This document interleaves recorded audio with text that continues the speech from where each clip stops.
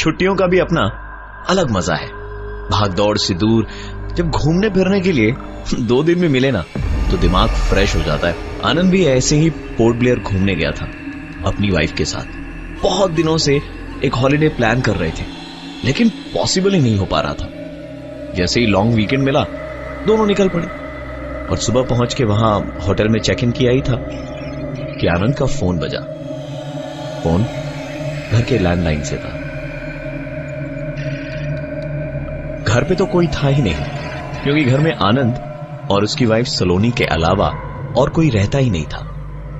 अगर घर पे कोई नहीं था तो फोन कैसे आ रहा है? आनंद ने झट से फोन उठाया लेकिन कई बार हेलो हेलो कहने के बाद भी दूसरी तरफ से कोई आवाज नहीं आई। आनंद ने तुरंत अपने दोस्त रवि को फोन करके घर चेक करने को बोला। रवि ने चेक करके कंफर्म किया कि सब कुछ ठीक है, दरवाजे पे ताला भी लगा हुआ है। मेरे ख्याल से कोई दिक्कत की बात नहीं है।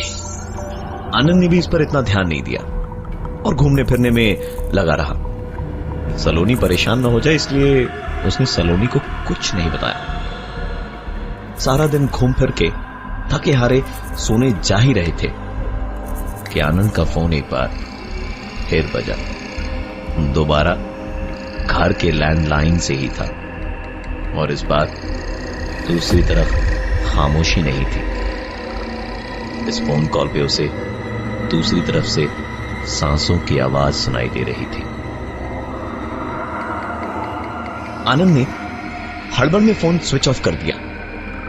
अगले दिन सुबह जब फोन स्विच ऑन किया तो करीबन 15 मिनट के बाद फोन एक बार फिर से बजा और फोन घर के लैंडलाइन से ही था।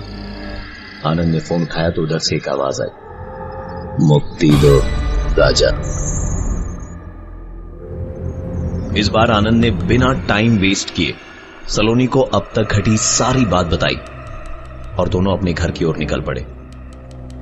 घर पहुंच के दरवाजा खोला तो सामने दीवार पे लिखा था, मुक्ति दो राजा।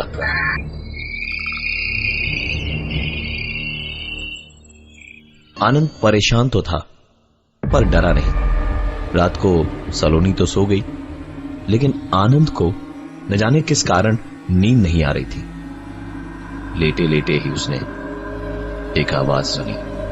नाइट लैंप की रोशनी में देखा तो अलमारी का हैंडल अपने आप धीरे धीरे खुल रहा था।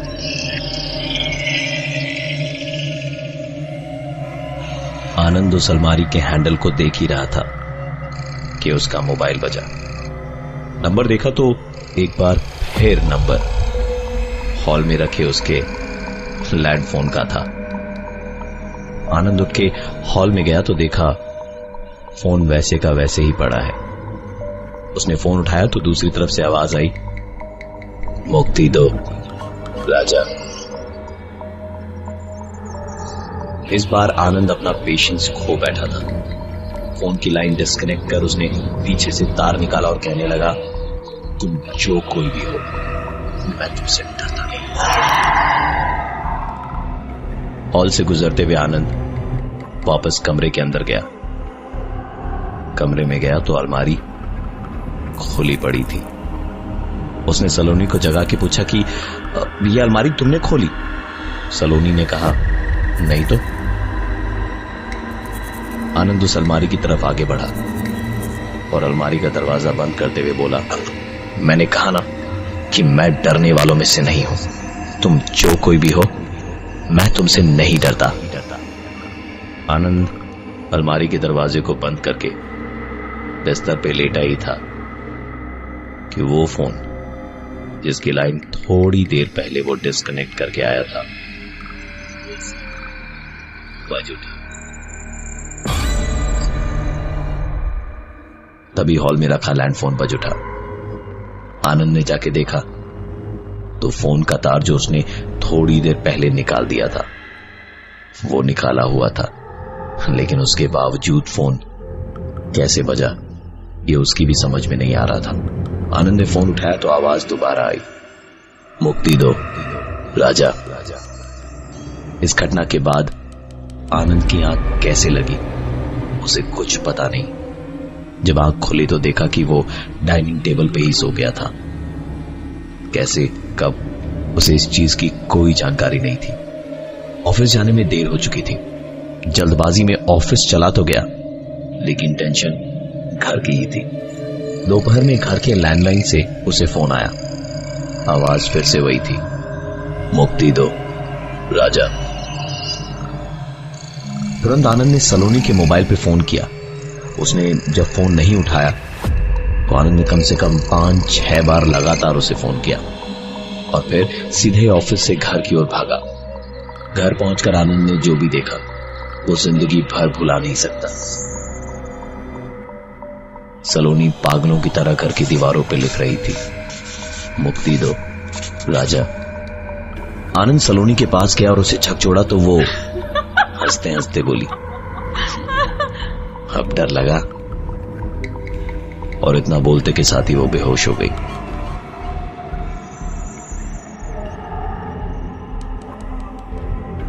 आनंद उसे उठाकर बेडरूम में ले गया और तभी हॉल में रखा लैंडफोन बज उठा। दूसरी तरफ से फिर वही आवाज आई, मुक्ति दो राजा। कमरे में दौड़ता हुआ वापस गया तो देखा सलोनी पलंग पे सर झुकाए बैठी थी और उंगली अलमारी की तरफ उठाए हुए थी। ये अलमारी आनंद ने एक एग्जीबिशन से बड़े ही शौक से खरीदी थी और यही कारण बनी उसकी जिंदगी की सबसे बड़ी परेशानी का। आनंद और सलोनी के साथ हो रही थी उन्हीं के घर में अजीब घटनाएं। पहले देर रात, फिर किसी भी समय घर के लैंड फोन या आनंद के मोबाइल फोन पर कॉल आता और सामने से सुनाई देती बस एक ही आवाज, मुक्ति दो राजा राजा। आनंद की परेशानी तब और बढ़ गई जब उसकी बीवी पागलों की तरह पूरे घर में चौक से लिखती, मुक्ति दो राजा। और एक दिन कमरे में पागलों की तरह पलंग पर बैठकर उस अलमारी की तरफ इशारा कर रही थी जो आनंद ने बड़े शौक से एक एंटीक फर्नीचर्स के एग्जीबिशन से खरीदी थी। पूरी अलमारी में खोजबीन करने के बाद भी जब आनंद को कुछ नहीं मिला तो उसने गुस्से से अलमारी पर लात मारी कि तभी एक आवाज आई जैसे अलमारी में नीचे के खाने में कुछ बंद हो।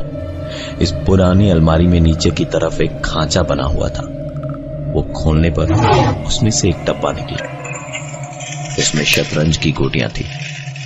सारी गोटियां ठीक थी सिवाय राजा वाली गोटी के। ये गोटी थोड़ी सी अलग लग रही थी। आनंद की परेशानियां बढ़ती जा रही थी। सलोनी लगभग पागल सी हो चुकी थी। रोज कुछ ना कुछ होता जो आनंद को और ज्यादा परेशान कर देता। साइकियाट्रिस्ट, डॉक्टर, सबको दिखाया पर कोई फायदा नहीं। घर की पूजा भी करवाई लेकिन फायदा नहीं हुआ। फिर किसी ने एक तांत्रिक बाबा के बारे में बताया। दोस्त के सुझाव पर उस तांत्रिक को घर पे बुलाया गया। उन्होंने शतरंज की गोटियों को देखा तो राजा की गोटी को देखते ही बोले, यही है आपकी समस्या की जड़। मेरी बात पे यकीन ना हो तो टेस्ट करवा के देख लीजिए इसका। आनंद ने टेस्ट करवाया तो पता चला कि वो गोटी किसी इंसान के हड्डी को काट के बनाई गई है और जिस किसी भी इंसान की हड्डी से ये गोटी बनाई गई है उसकी आत्मा को आज तक शांति नहीं मिली है। आनंद ने वैसा ही किया जैसा उस तांत्रिक ने बताया था। विधिवत अंतिम संस्कार करने के बाद ये सारी घटनाएं बंद हो चुकी थी। आज आनंद और सलोनी आराम से हैं।